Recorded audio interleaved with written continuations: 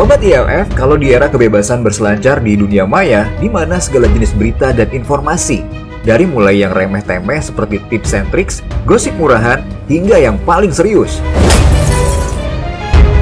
semua centang-berentang dan bebas dikonsumsi siapa saja, tak peduli tua, muda, bahkan anak-anak. Ada banyak informasi berseliweran, bahkan dikemas dengan narasi yang bombastis menggugah hingga bernada provokatif.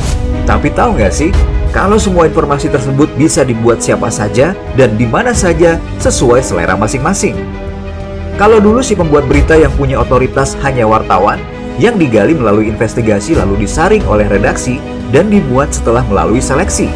Saat ini, siapa saja bisa membuat berita dan mempostingnya dengan mudah melalui beragam aplikasi media sosial.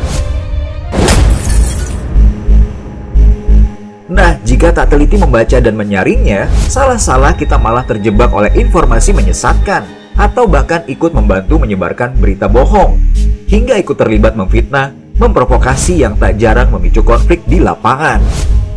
Efeknya, kerusakannya tentu saja sangat dahsyat ya. Dan tahu nggak sih nih sob, kalau tindakan tersebut ternyata juga mengurangi pahala ibadah kita, malahan akan menggerogoti setiap kebaikan yang sudah kita kerjakan. Kasusnya kan udah banyak tuh.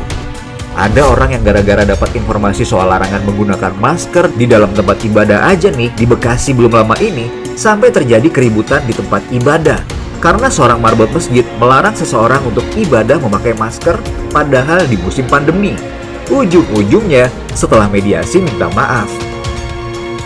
Belum lagi yang benar-benar menyulut kemarahan massa yang masif. Dampaknya mengerikan ya sob.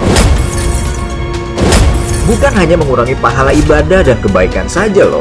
Salah-salah kita juga akan terjerat kasus hukum nih, akibat turut serta menyebarkan berita bohong.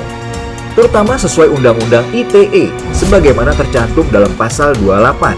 Dalam pasal ini disebutkan larangan bagi siapa saja yang menyebarkan berita bohong, apalagi bermuatan sara, yang akan menyebabkan permusuhan antar golongan.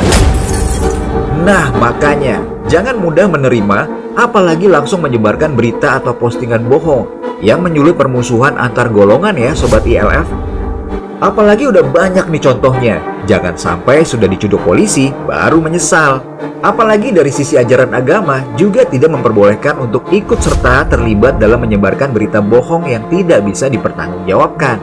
Sebab efek kerusakannya sulit dipulihkan.